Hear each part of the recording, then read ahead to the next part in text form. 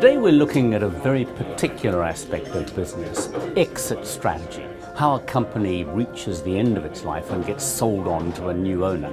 So when you get towards being able to sell your business or merge with a competitor or a challenger, how do you do it? What are the strategies you adopt?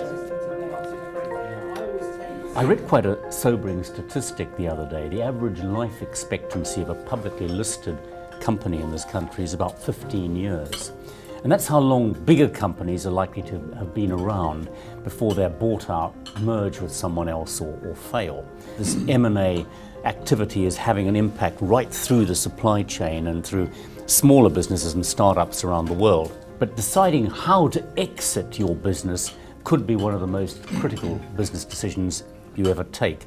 Whilst we've got some economic growth, it's slower than we were seeing pre-crash.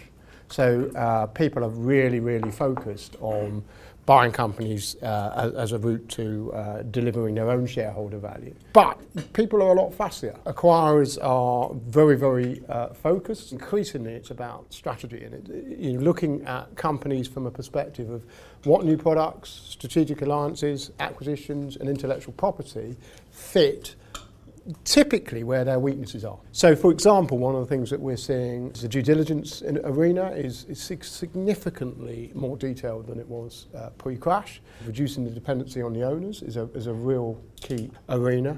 So I think bottom line is lots of energy and wealth being created in buying and selling companies, but not enough time being spent preparing and looking at actually how you unlock that shareholder value early enough. Personally, I believe businesses should start thinking about exit on the day they're created, because ultimately the value in their business can only translate into real money when it is ultimately sold. But when you're truly entrepreneurial and you're looking at opportunities and in different ways, I think it's very hard to see the exit.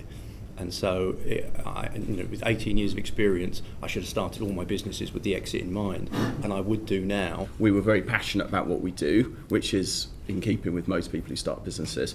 And so our thoughts were always, well, why do we want to exit this business? We're really enjoying the work. We want to build a sustainable business, and that should be our priority.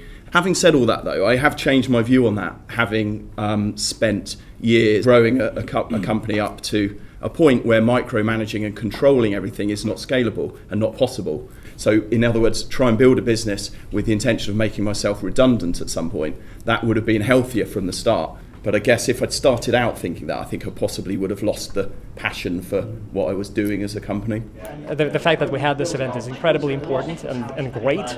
We probably should have more of these. And that the notion of thinking about an exit, beginning with the end in mind, as one of the books says, is a key way to value creation.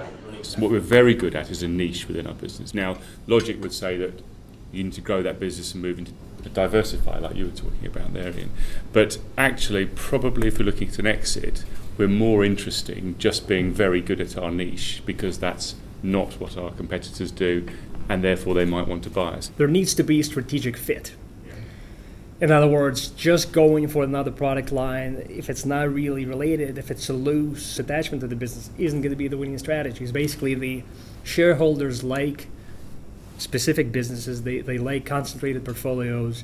I'd like to understand, where the people fit is in this, and is there enough due diligence done in terms of human capital and the kind of talent of the organisation? People are actually doing cultural due diligence, and the other area that they're doing due diligence on is customer relationships, which is again all about the people. In terms of the relationships we have with customers, for example, it wasn't me that had all those relationships in my hand. We had something like 150 account managers who were the interface between us and our customers. So what we were selling was something that was designed to be very sustainable post a sale. We've got a group in the IOD called IOD 99, which is basically people under 30. What's the thought for them? Because a lot of them aren't going to be serial entrepreneurs like some of the people around this table, but they're people with one great idea that possibly revolves around themselves. Yeah. What do they write off this area, or is it something they should still think about? So long as they're successful and contributing to the economy, whether they get to 1 million or 10 million, it's about doing their best. and at least creating the choice of this discussion. Because there aren't really that many true innovators, and what's important instead is the processes you go by in order to make an idea work. I'm sure the guys running Google and Facebook weren't starting off with the exit in mind.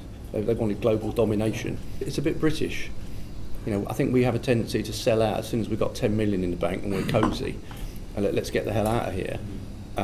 Whereas if you were sitting in Silicon Valley, you're saying, well, okay, I've got the first 10 million, how do I get the first 10 billion?